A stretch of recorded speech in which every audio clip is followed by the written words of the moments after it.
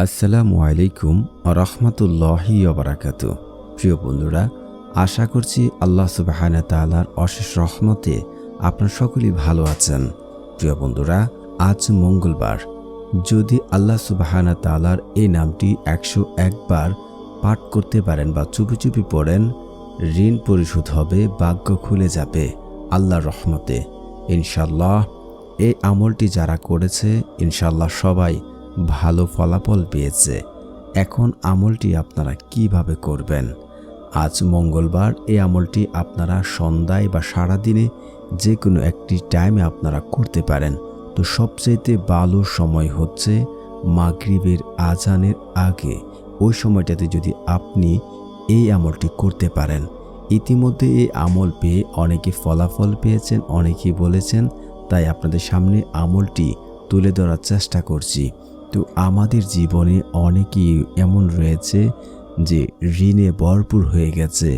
ঋণ পরিশোধ করার কোনো উপায় বা কোনো মাধ্যম আমরা খুঁজে পাচ্ছি না। এখন কিভাবে ঋণ পরিশোধ করব?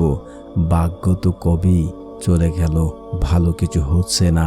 এই আমলটি যদি আপনারা করতে পারেন, আল্লাহর রহমতে ইনশাআল্লাহ, আল্লাহ যদি চায়, আপনার মন যদি ভালো থাকে, খালেস থাকে, ইনশাআল্লাহ আপনার মনের সকল আশা পূর্ণ হবে, ঋণ পরিশোধ হবে, ভাগ্য খুলে যাবে।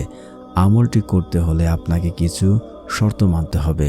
তা হচ্ছে সুন্নতের পায়বন্দি করতে হবে এবং 5 ওয়াক্ত নামাজ আদায় করতে হবে এবং সত্যবাদী হতে হবে। এই আমলটি যদি আপনি করেন ইনশাআল্লাহ আপনি ফলাফল হয়ে যাবেন।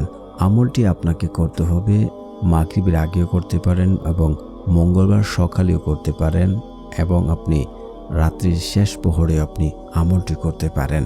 তো এখন আমরা জানব আমলটি আপনাকে কিভাবে করতে হবে। ভালো করে আপনাকে উজু করে নিতে হবে।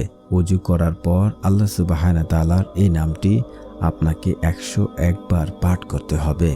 আমি নামটি আপনাদের স্ক্রিনে দিয়ে রাখবো এবং আমি নামটি বলে দিচ্ছি। নামটি হচ্ছে আর রাজ্জাক। আর রাজ্জাক, আমি আবারও পড়ছি, আর রাজ্জাক। এর অর্থ হচ্ছে রিজিক দাতা। যে ব্যক্তি এই নামের জিকির বেশি বেশি পাঠ করবে, আল্লাহ সুবহানাহু তাআলা তার সব কিছু দূর করে দেবেন। অভাব অনটন, দুঃখ কষ্ট, তার ঋণের বোঝা সব কিছু। কিন্তু আপনাকে আরেকটি বিষয় খেয়াল রাখতে হবে যে আপনার ঋণ পরিশোধ করার অন্য কোনো মাধ্যম রয়েছে। তো সেই মাধ্যমে আপনাকে ঋণ পরিশোধ করতে হবে। যে এমন নয় যে আপনার কাছে কেউ 1 লক্ষ 2 লক্ষ টাকা পাবে, এটি গায়েবীভাবে পুরা হয়ে যাবে, এমন নয়।